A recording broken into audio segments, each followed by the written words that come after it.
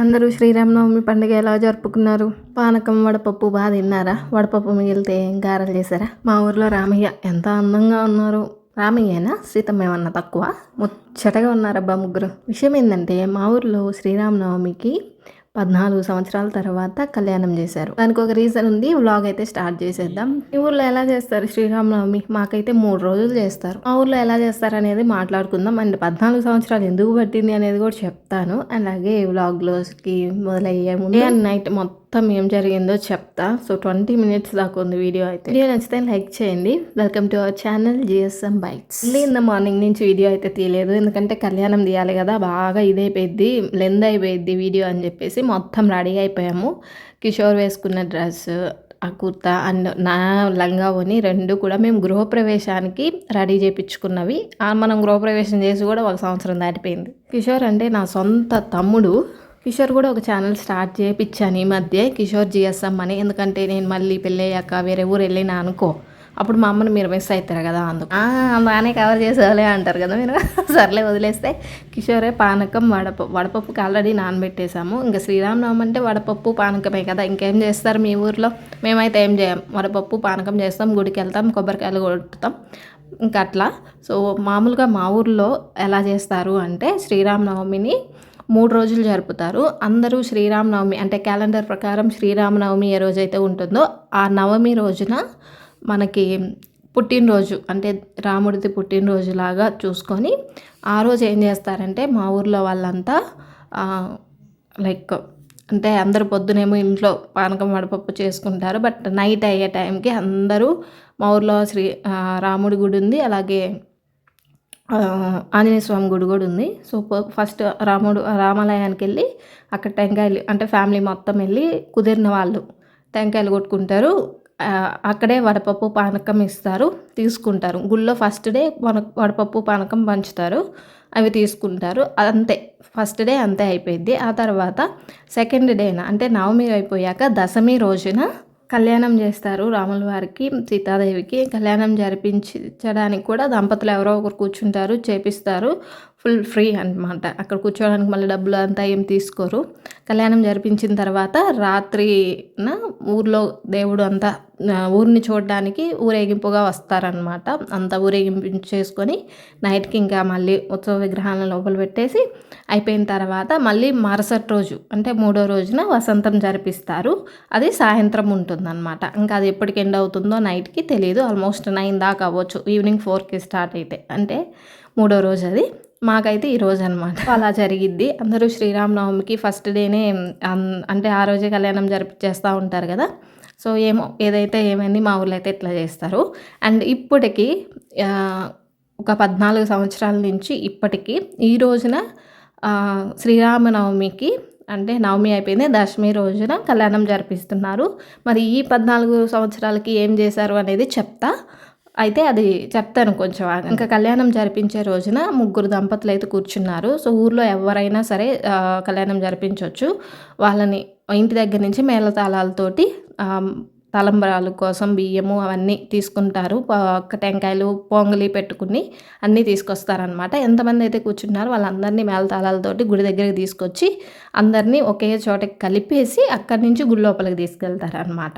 గుడి లోపలికి తీసుకెళ్ళిన తర్వాత వాళ్ళు ప్రదక్షిణ చేయాలి. గుడి చుట్టూ 3 ప్రదక్షిణలు చేసేసి గుళ్ళోకి వెళ్తారు. గుళ్ళోకి వెళ్ళిన తర్వాత అక్కడ ఉత్సవ విగ్రహాలకు కదా కళ్యాణం జరిపిస్తారు. ఇప్పుడంటే ఉత్సవ విగ్రహాలు ఉన్నాయి, కానీ మా గుడి కట్టి 11 సంవత్సరాలు అవుతుంది. సో దీనికి ముందు గుడి ఉండేది మంచిగా. ఇప్పుడున్న గుడిలోనే గుడి ఉండేది, అంతకుముందు పాత గుడి అనమాట, 11 సంవత్సరాల క్రితం. ఓకే, అప్పుడు రాళ్ళు అనమాట, శిలలు అంటే రాళ్ళే, లేదంటే పటాలు ఉండేవి. ఆ రాళ్ళని భద్రాద్రి నుంచి ఎక్కడి నుంచో తెచ్చారంట, నాకు ఎగ్జాక్ట్గా తెలియదు, అది మా అమ్మ చెప్తే విన్నా. అవి తీసుకొచ్చి అక్కడ ప్రతిష్ఠించేసి చేసిన తర్వాత వాటినే దేవుళ్ళుగా పూజించుకొని చేసేవాళ్ళు. ఇంకా అప్పుడు దశమి రోజున కళ్యాణం జరిపించేవాళ్ళు. సరిపోయింది, ఆ గుడి ఇంకా అయిపోయింది అని చెప్పి మళ్ళీ గుడినంతా పాతది తీసేసి కొత్తది కట్టించడానికి ఒక 14 సంవత్సరాల క్రితం ఆ గుడి పక్కనే బావి కూడా ఉండేది, దాన్ని కూడా బూడ్పించేసి మొత్తం గుడిని పాత గుడిని తొలగించి కొత్తది నిర్మాణం చేయడానికి శంకుస్థాపన చేసి ఒక 3 సంవత్సరాలు రాళ్ళతోటి గుడి అంతా కట్టడానికి 3 ఇయర్స్ పట్టింది. అండ్ ఆ శిలలు గుడి గోపురానికి కూడా అవంతా బొమ్మలు వేయాలి కదా, అవంతా చేయడానికి ఒక 3 ఇయర్స్ పట్టింది. ఆ తర్వాత గుడికి 2015లోనో ఏమో మేబీ నాకు తెలిసినంత వరకు అంతే, అప్పుడు గుడి ప్రతిష్ఠ జరిగింది. 3 రోజులు చేశారు. అప్పుడు బాగా జరిగిందనమాట. ఇప్పటికి ఏం చేశారంటే ఎప్పుడు గుడి వార్షికోత్సవం ఎప్పుడైతే ఉంటుందో అంటే పూజ ప్రతిష్ఠించిన రోజు ఏదైతే ఉంటుందో దాన్ని వార్షికోత్సవంగా జరుపుకుంటారు కదా సంవత్సరం. ఆ రోజున కళ్యాణం జరిపిస్తూ ఉండేవాళ్ళు. ఇంకా ఊర్లో వాళ్ళందరూ అడిగారని చెప్పి అంటే అప్పుడైతే ఫండ్స్ ఇచ్చేవాళ్ళు అనమాట. బట్ శ్రీరామనవమికి ఫండ్స్ ఎవరైనా సంథింగ్ అవన్నీ మనకు అనవసరం. బట్ ఏదైతే ఏమైంది, వార్షికోత్సవం నుంచి మళ్ళీ శ్రీరామనవమి రోజున కళ్యాణం జరిపించడానికి ఈ 11 సంవత్సరాల తర్వాత కలిపేశారనమాట. అంతే తప్ప ఇంక వేరే రీజన్స్ ఏం లేవు. బట్ ఈ కొత్త గుడి నిర్మాణం జరిగినప్పటి నుంచి కూడా వార్షికోత్సవం రోజున కళ్యాణం జరిపించేవాళ్ళు. మానలేదేమి, కాకపోతే శ్రీరామనవమి రోజు జరగలేదు. బట్ ఇది పండగ కదా అందుకని చెప్పి ఇందులో కలపమని చెప్పి ఊరు వాళ్ళందరూ అడిగినందుకు ఇంకా ఈ పండగకైతే కలిపేశారు. ఇంక ఇప్పటి నుంచి మళ్ళీ శ్రీరామనవమికే పండగ రోజునే అదే దశమి రోజున కళ్యాణం జరిపిస్తారు. అలాగే వార్షికోత్సవానికి కూడా మేబీ ట్రై చేస్తారేమో. ఇక్కడ ఏం చేశారంటే అందరూ వచ్చిన తర్వాత అక్కడ ఉత్సవ విగ్రహాలు ఉంటాయి కదా, వాటికి పూజ చేసి హారతి ఇచ్చి వాటిని ఆ ఉత్సవ విగ్రహాలని మండపం నుంచి బయటికి తీసుకొచ్చి పక్కన మొత్తం పైన అవన్నీ వేశారు. ఇక్కడ ఏంటి మామూలుగా పెళ్లి కుమారుని పెళ్లి కూతుర్ని లోపలికి తీసుకెళ్ళేటప్పుడు పైన అది పట్టుకుంటారు కదా, అలాగా చీరను పట్టుకున్నారు.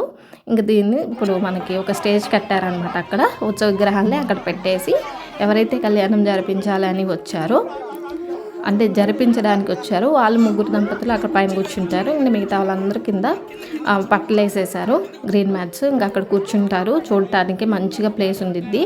అండ్ గుడిని నేను చూపిద్దాం అనుకున్నా, మర్చిపోయిన కళ్యాణం దగ్గర కూర్చొని, కళ్యాణం అసలే సంవత్సరానికి ఒకసారి చేస్తారు కదా, సో కూర్చోడానికి చేశానమాట. ఇంకా అక్కడ ఉత్సవ విగ్రహాలను పెట్టిన తర్వాత ఆడవాళ్ళందరినీ పంపించేస్తారు. ఎక్కడికి పంపిస్తారు అంటే ముత్తైదువులు ఎవరైతే ఉన్నారో వాళ్ళందరూ ఒకరేమో తాలిబొట్టు తీసుకురావడానికి, ఇంకొకరేమో పెళ్లిపీటలు తీసుకురావడానికి 2 ఇళ్ళకి సగం స్ప్లిట్ అయిపోతారనమాట. ప్రతి సంవత్సరం నేనేం చేసేదానికి కళ్యాణం స్టార్ట్ అయిన దగ్గర నుంచి అక్కడే కూర్చుండేదాన్ని. వీళ్ళు నార్మల్గా లేడీస్ వెళ్ళి తెచ్చేవాళ్ళు. బట్ ఈసారి వీడియో నేను మెయింటైన్ చేయడం కోసం వెళ్ళి చూశాను అనమాట. సో ఈ ఇయరే నార్మల్గా మన పెళ్ళిళ్ళకి కూడా ఇలాంటివి పెడుతుంటారు కదా, చిన్న పీటల్ని వెళ్ళి తీసుకొస్తుంటారు కదా. ఈ ఇల్లులు ఏంటి అంటే వీళ్ళు వైశాస్ ఉంటారు కదా, వైశాస్ దగ్గర ఈ పీటలకి చెక్క పీటలు ఉంటాయి, వీటిని ఏమంటారో నాకు తెలీదు, సారీ. బట్ నార్మల్గా మన పెళ్ళిళ్ళకి కూడా ఇవి తెచ్చుకుంటూ ఉంటారు. వాటికి పసుపు ఇంకా అక్కడ పూజ చేస్తారనమాట. పూజ ఇన్ ద సెన్స్ గుడి దగ్గర నుంచి బియ్యము, రాయిగుడ్డ, డబ్బులు, కొబ్బరి చిప్ప అవన్నీ పెట్టేసి వీళ్ళకి వైశాస్కి ఇస్తే వాళ్ళు ఏం చేస్తారంటే వాళ్ళు వాయనంగా ఇచ్చినప్పుడు వాళ్ళేమో అవి మనకి గుళ్ళోకి తీసుకెళ్ళడానికి ఇస్తారనమాట. వాటికి పసుపు కుంకుమ పెట్టి అది అదేంటిది తమలపాకుతోటి కట్టేశారు. దాన్ని ఏమంటారు, కంకణం కట్టారు. ఓకే, కంకణం కట్టేసి అది మనకి ఇస్తారనమాట. వాటిని మనం తీసుకెళ్ళాలి. అండ్ ఇక్కడ ఒక ఇంట్లో ఇది జరుగుతుంటే ఇంకొక ఇంట్లోనేమో తాలిబొట్టు తీసుకురావడం కోసం అవి తాలిబొట్లు పంపించారు. అండ్ మా రామయ్యకి, ఊర్లో రామయ్యకి వెండితోటి చాలామంది ఒక్కొక్కరు ఒక్కొక్కటి చేశారనమాట. అంటే లైక్ అవన్నీ ఉంటాయి కదా ఆభరణాలు, అవన్నీ చేపించారు, తొడుగులు చేయించారు. గుడి కూడా మొత్తం గవర్నమెంట్ కొంచెం ఇస్తే ఇంకా ఊర్లో వాళ్ళ దాతలు చాలామంది ఇచ్చిన తర్వాతే కదా అంతా కట్టేది. అంతా గవర్నమెంటే చేయదు, అంతా ఊర్లో వాళ్ళే చేయలేరు. అండ్ ఇంకొక వైశాస్ వాళ్ళ ఇంట్లోనేమో తాలిబొట్టుకి ఇదంతా దారం పోగులు చుట్టేసి దానికి తాలిబొట్టు ఎక్కించేసి పసుపు కుంకుమ పెట్టించి వీళ్ళకి కూడా బియ్యము రైగుడ్డ డబ్బులు కొంచెం వాయినంగా ఇచ్చిన తర్వాత అవి వాళ్ళు మనకిస్తారు. వీటిని తీసుకెళ్తామన్నమాట. 2 వీళ్ళు అంటే ఇప్పుడు వచ్చిన ఇల్లులు 2 ఒకే చోట ఉంటాయి పక్కన. సో 2 ఇళ్ళకి స్ప్లిట్ అయిపోయారు. నేను తాలిబొట్టు దగ్గరికి వెళ్ళాను అనమాట. మా అమ్మేమో పీటల దగ్గరికి వెళ్ళింది. సో 2 దగ్గర వీడియోస్ కవర్ చేసేసాం. ఇంకా ఈ 2 ఇప్పుడు ఏవైతే మనం తీసుకోవడానికి వచ్చామో వాటిని 2టిని మేళతాళాలతో తీసుకెళ్ళి మళ్ళీ గుళ్ళో ఇప్పుడు కళ్యాణం ఆల్రెడీ అక్కడ స్టార్ట్ అయిపోయి ఉంటుంది. ఐ మీన్ గణపతి పూజ అట్లాంటివన్నీ చేస్తూ ఉంటారు. ఇవి తీసుకెళ్ళి అక్కడ పెట్టేస్తే ఇంకా అక్కడి నుంచి గణపతి పూజ స్టార్ట్ చేస్తారు. అప్పటి వరకు ప్రాసెస్ అంతా కావాల్సినవన్నీ అక్కడ సమకూర్చుకుంటూ ఉండుంటారు మేబీ. అంతేకాని ఇవి రాకుండా వాళ్ళు గణపతి పూజ కూడా స్టార్ట్ చేశారో లేదో కూడా నాకు తెలీదు. మళ్ళీ తప్పు చెప్తే మంచిది కాదు. ఎందుకంటే ఈ వీడియో అప్లోడ్ చేసిన తర్వాత మా ఊరోళ్ళు ప్రతి ఒక్కరూ చూస్తారు, ఈవెన్ పంతులు వాళ్ళతో సహా. మేమైతే పంతుల్ని మా ఊర్లో వాళ్ళే కాబట్టి శివయ్య పంతులు గారినేమో మావయ్య అని పిలుస్తాం మాకు. అండ్ వాళ్ళు రిలేటివ్స్ వాళ్ళని ఇంకా అలాగే వరుసలతోనే పిలుస్తాము. సో నేను ఇప్పుడు ఇక్కడ శివయ్య పంతులు గారిని మావయ్య అని పిలిచిన అంత మాత్రాన మా చుట్టాలు అయిపోయారు. వాళ్ళు బ్రాహ్మిన్స్, మేము వేరే కాస్ట్ కదా. సో అందరూ ఇంకా రిలేటివ్స్ లాగే ఉంటాం కదా ఊర్లో ఉన్నప్పుడు, అందుకని వరుసలు పెట్టి పిలుచుకుంటాం. అండ్ చిన్నప్పుడు మాకు చదువు కూడా చెప్పారు సార్. సో ఇప్పుడు ఏదైనా కొంచెం అటు ఇటుగా తప్పు చెప్పితే మళ్ళీ మంచిగా ఉండదు కాబట్టి ఇక్కడ ఏం జరిగిందో ప్రాసెస్ మాత్రమే చెప్తాను. అండ్ అప్పటికే చాలామంది లేడీస్ వచ్చారు, రెడీ అయ్యి అక్కడ కూర్చున్నారు. ఇంకా అది తెచ్చిన తర్వాత అక్కడ పెట్టేశారు. పెట్టిన దగ్గర నుంచి నేను కళ్యాణం చూడటానికే ఎక్కువ ప్రిఫరెన్స్ ఇచ్చాను. ఇక్కడ ఏంటి అంటే ప్రాసెస్ అంతా 1 by 1 చేస్తూ ఉంటారు. గణపతి పూజ చేసేసారు. ఆ తర్వాత ఇంకా కళ్యాణం స్టార్ట్ అయిపోయింది. దేవుడి విగ్రహాలు అయితే అబ్బా ఎంత కలగా ఉన్నాయో కదా అసలు. అండ్ రామయ్య, మా ఊర్లో రామయ్య చాలా పవర్ఫుల్ అని శివయ్య మామయ్య కూడా చాలా బాగా చెప్పారు. అంటే ప్రాసెస్ అంతా లైక్ ఆ కళ్యాణానికి రామయ్య వాళ్ళ సైడు, లైక్ సీతా వాళ్ళ సైడు అయోధ్య గురించి, ఆ తర్వాత సీతమ్మ వారి అదేంటిదిరా మిథిలా నగరం గురించి, ఆ కళ్యాణం గురించి మొత్తం ధనుసును విరిచేది అవంతా కూడా అప్పుడప్పుడు ఏదైతే ప్రాసెస్ ఉంటుందో అక్కడక్కడ అంతా చెప్పారనమాట. నార్మల్గా మనకి రామాయణం వినే అంత వినడం కానీ చదవడం కానీ మనం చెయ్యం కదా. చెయ్యాలి యాక్చువల్గా, బట్ మనకు తెలుసు, సినిమాలు చూసైనా తెలుసుకున్నాము. ఇప్పుడు మళ్ళీ చెవులారా వినాలి అంటే ఈ కళ్యాణం జరిగిన రోజే జరుగుతుంది. సో అందుకని అందరూ కూర్చొని ప్రశాంతంగా ఏం చేసినా ఏం జరుగుతున్నా అక్కడ చూస్తూ ఉంటారు, వింటూ ఉంటారు హ్యాపీగా. ఇయర్లో ఒక్కసారి మాత్రమే కళ్యాణం రాముల వారి కళ్యాణం జరుగుతుంది. సో దాన్ని మిస్ చేసుకోకూడదు కదా, మోస్ట్లీ మనం చూడాలి. మనకు కుదరకపోతే అది మనం ఏం చేయలేము, కుదిరినప్పుడన్నా ఖచ్చితంగా వెళ్ళాలి కదా. సో నేను మోస్ట్లీ వీడియో తీస్తూనే ఉన్నాను, అందుకనే నేను కనిపించట్లేదు. అండ్ ఇక్కడ రాముల వారికి సీతమ్మ వారికి కళ్యాణం జరుపుతున్న క్రమంలో అవి కంకణాలు కట్టారు. ఆ తర్వాత యజ్ఞోపవీతం చేస్తేనే తర్వాతనే కదా స్వామివారు సీతమ్మ వారిని పెళ్లి చేసుకోవడానికి అర్హులవుతారు, క్షత్రియ వంశంలో పుట్టిన వాళ్ళకి. సో యజ్ఞోపవీతం చేసేసారు. ఆ తర్వాత మళ్ళీ ఇవేంటి జీలకర్ర బెల్లం పెట్టి ఇచ్చారు. అండ్ ప్రతి ఘట్టం జరిగేటప్పుడు ఎవ్రీథింగ్ ఎక్స్ప్లెయిన్ చేస్తూ చాలాసేపు, ఆల్మోస్ట్ చెప్పాలంటే నిజంగా 11 గంటల నుంచి 4 గంటల వరకు కళ్యాణం జరగడం స్టార్ట్ అయిన దగ్గర నుంచి అయిపోయే వరకు మొత్తం ప్రాసెస్ అంత టైం పట్టింది అనమాట, అయిపోయేలోపు పూర్తిగా. అండ్ ఆ తర్వాత కళ్యాణానికి బట్టలు పెట్టారు. ఆ తర్వాత మళ్ళీ అదే చెప్పాను కదా జీలకర్ర బెల్లం, ఆ తర్వాత మాంగళ్య ధారణ చేపించేసి, ఆ తర్వాత తలంబరాలు పోపించేసి అందరితోటి పోపించారు. అందరూ వెళ్ళి మళ్ళీ ఉత్సవ విగ్రహాల మీద పడతారని శటగోపురం ఉంటుంది కదా, ఆ శటగోపురాన్ని మీదే దేవుడి పాదాలు అనుకొని చెప్పి వాటి మీద పోయించారనమాట ఊర్లో ఉన్న జనాలందరితోటి. అండ్ వివాహం జరిగింది కాబట్టి సీతమ్మ వారికి రాముల వారికి కన్యాదానం జరిగింది కాబట్టి ఇక్కడ ఏంటి చదివింపులు కూడా ఉంటాయి కదా. సో ఊర్లో జనాలందరూ ఆ దేవుడికి చదివింపులతోటి ఎంతో కొంత సమర్పించేసుకుంటారు అంతే. ఇక చూసారా ఆ లాస్ట్కి అందరూ ఎవరైతే దంపతులు కూర్చున్నారో వాళ్ళకి దేవుడికి దగ్గరికి వెళ్ళి పాదాలకు వేసే అవకాశం వాళ్ళకు ఉంటుంది. మిగతా వాళ్ళందరూ ఆ శటగోపురం మీద వేయడమే, కానీ 2 సాక్షాత్తు స్వామివారి రూపాలే. అండ్ వచ్చిన వాళ్ళందరికీ ఈ సంవత్సరం కొంచెం బడ్జెట్, అంటే మామూలుగా వార్షికోత్సవం అప్పుడైతే భోజనాలు పెట్టేవాళ్ళు ఊరందరికీ. బట్ ఇప్పుడు ఏమైందంటే గవర్నమెంట్ నుంచి అవి ఫండ్స్ రావడం కొంచెం కష్టమని శ్రీరామనవమి అప్పటికి సంథింగ్ ఏమైంది పులిహార దద్దోజనం పెట్టారు. అది కూడా ప్లేట్ నిండా పెట్టారు. ఫుల్ భోజనాలు అయినా ఒకటే, ఆ పులిహార దద్దోజనం ప్లేట్ నిండా తిన్నా ఒకటే. ఏదైతే ఏంటి వచ్చిన వాళ్ళందరికీ ప్రసాదం దక్కింది కదా రాముల వారిది. అండ్ కళ్యాణం సీతారాముల కళ్యాణంలో తాళిబొట్టు కట్టిన తర్వాత అక్కడ బయట ప్రసాదం పెట్టడం స్టార్ట్ చేశారనమాట. బయట తినే వాళ్ళు తింటున్నారు, ఇక్కడ కళ్యాణం చూసేవాళ్ళు చూస్తూనే ఉన్నారు. అండ్ ఫస్ట్ ఎవరైతే కూర్చున్నారో కళ్యాణం దగ్గర చూడ్డానికి కూర్చున్న వాళ్ళు అయిపోయే వరకు కూడా ఎవరు లేవరు. అండ్ అంతా అయిపోయిన తర్వాత మేము వచ్చేటప్పుడే టెంకాయలు తీసుకొచ్చాము. అయిపోయిన తర్వాత లాస్ట్‌లో కొట్టాననమాట టెంకాయలు. అండ్ అందరూ ఈలోపు ముందు రోజే వచ్చి మామూలుగా జయంతి రోజు అంటే నవమి రోజే ఊర్లో వాళ్ళందరూ ఎళ్లి కొడతారు. కానీ మేము వెళ్ళలేకపోయాము. ఎందుకో తెలీదు. ఇప్పటికి రాముల వారి గుడిలోనే కట్టేసాం. నెక్స్ట్ ఆంజనేయ స్వామి జయంతి ఉంటుంది కదా! అప్పటికి మళ్ళీ అక్కడికెళ్ళి కొట్టుకుంటాము. మామూలుగా అయితే ప్రతి సంవత్సరం ఏమైద్ది శ్రీరామనవమికి ముందు నవమి రోజునే రాముల వారి రామాలయానికి అలాగే ఆంజనేయ స్వామి గుడికి రెండిటికి ఇంట్లో వాళ్ళందరం వెళ్ళి టెంకాయలు కొట్టుకుంటాం నార్మల్గా అయితే. బట్ ఈ సంవత్సరం అలా వెళ్ళలేకపోయాం అంతే. ఎందుకో కొంచెం అట్లా అయిపోయింది. దానికి రీజన్స్ ఏం లేవు. అండ్ వచ్చిన వాళ్ళ కళ్యాణం చూసిన వాళ్ళందరికీ కూడా ప్రసాదంగా 2 ఒకటి లడ్డు ఇంకోటి వచ్చేసి కొబ్బరి చక్కెర సంథింగ్ అవన్నీ ఏవో కలిపేసి అంతే లైక్ సత్యనారాయణ వ్రతానికి ఒక ప్రసాదం ఉంటుంది కదా ఏది అట్లాగా ఇక్కడ కూడా ఒకటి ఏదో చేశారు. సో అవి అక్కడ పనిచేస్తూ ఉన్నారు. వెళ్ళిపోయే వాళ్ళు వెళ్తూ ఉన్నారు. అండ్ లాస్ట్లో అందరికీ అంటే రాములవారి కళ్యాణం అయిపోయింది కాబట్టి అంతా హారతి ఇచ్చేసారు. అయిపోయింది. అంతటితోటి మళ్ళీ ఇంటికి వచ్చేసాం 4కి. మళ్ళీ నైట్ ఏమైందంటే 9కో ఏమో ఆ టైంలో ఊరేగింపు కోసం స్వామివారిని ఊరేగింపు కోసం తీసుకెళ్తున్నారు. ఏవైతే కళ్యాణం జరిగిన ఉత్సవమూర్తులు ఉన్నాయో ఆ ఉత్సవమూర్తులని రథం మీద పెట్టుకొని తీసుకెళ్ళాలి ఊరంతా తిప్పడానికి. అండ్ లాస్ట్ ఇయర్కి 2025లోనే రథం మా ఊరికి సంబంధించిన ఒక రథం అయితే టేక్ తోటి చేయించారు. శివమామయ్య 5 లక్షల దాకా ఖర్చు అయిందంట. అసలు రథము క్యూట్గా ఎంత బాగుందో తెలుసా, ఉత్సవమూర్తులకి సరిపోయేదే అంత ఉంది. అండ్ దాన్ని ఎవరు ఇంతకుముందు అయితే తాళ్ళు కట్టి లాగేవాళ్ళు. ఇప్పుడు లాగాల్సిన అవసరం కూడా లేకుండా ట్రాక్టర్ తీసుకెళ్లేలాగా అరేంజ్ చేశారు. అండ్ దీనికి మొత్తం టేక్తోని చేయించారనమాట.